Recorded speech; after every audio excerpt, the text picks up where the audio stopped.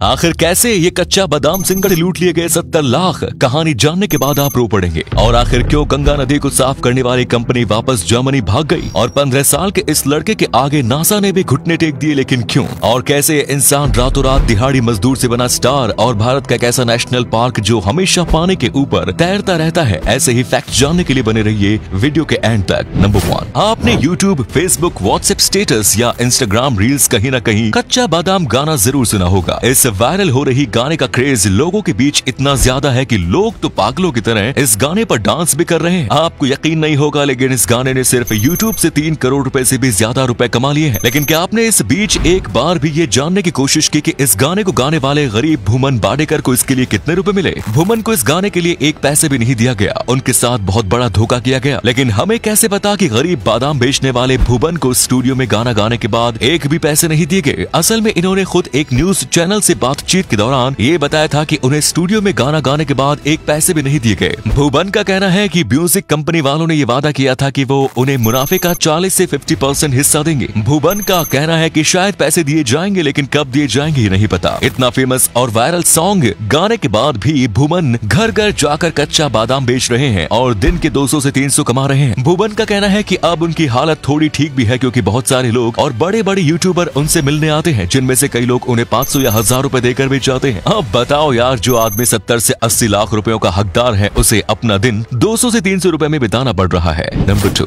आखिर गंगा को साफ करने की जिम्मेदारी लेने वाली कंपनी वापस जर्मनी क्यों भाग गई? असल में इसके पीछे की वजह हम भारतीय ही हैं। गंगा को साफ करने वाली कंपनी को बहुत मजबूर होकर वापस जर्मनी भागना पड़ा। उन्होंने कहा कि वो गंगा नदी को जितना साफ करते हैं, भारत के लोग गंगा नदी को उससे ज्यादा वापस गंदा कर देते हैं, जिस वजह से गंगा नदी को साफ करना नामुमकिन है। आपको क्या लगता है, क्या जर्मनी की कंपनी कभी भी गंगा नदी को साफ करने में सफल हो पाती? क्योंकि वो कंपनी गंगा नदी को जितना ज्यादा साफ करती थी, भारत के लोग गंगा नदी को उससे ज्यादा गंदा कर देते थे। नंबर 3, नासा को दुनिया की सबसे सिक्योर स्पेस एजेंसी माना जाता है, लेकिन मिलिए जोनाथन जेम्स नाम के इस लड़के से, जिसने न सिर्फ 15 साल की उम्र में अपने एंटरटेनमेंट के लिए नासा के पूरे सिस्टम को हैक कर लिया, और जिसकी वजह से नासा को कई दिनों तक अपना काम भी बंद करना पड़ गया था। असल में ये बात है 1999 की, जब पूरे अमेरिका में कंप्यूटर और इंटरनेट बहुत तेजी से फैल रहा था। पूरे अमेरिका में कई लोग कंप्यूटर और इंटरनेट को समझने लग गए थे, लेकिन इसी बीच एक 15 साल का बच्चा जोनाथन जेम्स भी कंप्यूटर की दुनिया को समझने में लगा था। कहते हैं कि जेम्स का दिमाग कंप्यूटर में इतना तेज था कि उसने कुछ ही हफ्तों में कंप्यूटर में हीलिंग प्रोग्राम करना सीख लिया और खुद का हीलिंग प्रोग्राम बनाना भी शुरू कर दिया था। जिस उम्र में जेम्स के दोस्त खेलते कूदते थे, उस समय जेम्स कंप्यूटर के आगे बैठकर कोडिंग करने में लगा रहता था। जेम्स धीरे धीरे कंप्यूटर में तेज होता गया और फिर उसने हैकिंग करना भी स्टार्ट कर दिया। उसने अपने कंप्यूटर में सीधे नासा को हैक करने के लिए एक प्रोग्राम बना लिया। उसने नासा को हैक करने से पहले अपने बनाए गए प्रोग्राम का टेस्ट अपने लोकल स्कूल और आसपास की दुकानों पर किया, और उसका प्रोग्राम काम कर गया, जिससे कुछ ही सेकंड्स में उसने अपने स्कूल को हैक कर लिया। इसके बाद बारी थी नासा की। जेम्स ने अपने प्रोग्राम को सीधे नासा के सिस्टम में भेज दिया और अचानक नासा का पूरा सिस्टम हैक हो गया, जिससे नासा को कई दिनों के लिए अपना काम भी बंद करना पड़ गया। इस हैक की वजह से नासा को $41,000 का नुकसान हुआ। नासा ने अपने हैकर्स का इस्तेमाल करके पता लगा लिया कि जेम्स ने उनके सिस्टम को हैक कर लिया, जिसके बाद जेम्स को इतनी छोटी उम्र में 6 महीने की जेल की सजा सुनाई गई।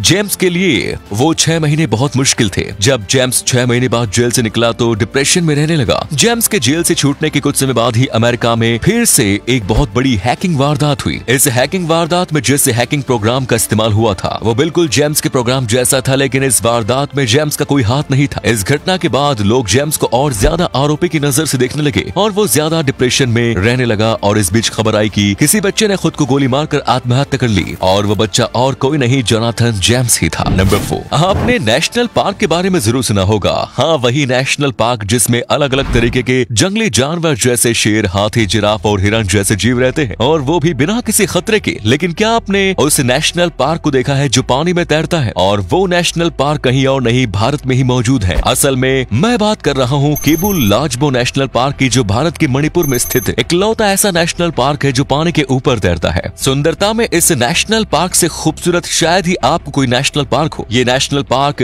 लोकटक झील पर मौजूद है, और साथ ही साथ इस नेशनल पार्क का नाम दुनिया के सबसे खूबसूरत पार्क की लिस्ट में भी आता है। इस खूबसूरत नेशनल पार्क के बारे में आपको क्या कहना है, कमेंट्स में जरूर बताइए। नंबर 5, चाहे आप 60 साल के बुजुर्ग हो या 15 साल के बच्चे, किसकी किस्मत कब बदल जाए किसी को नहीं पता। आज सोशल मीडिया एक ऐसा प्लेटफॉर्म है जहाँ कौन कब रातों रात स्टार बन जाए किसी को नहीं पता। इसका ही एक जीत जीता जागता उदाहरण है केरल के 60 साल के मामिका।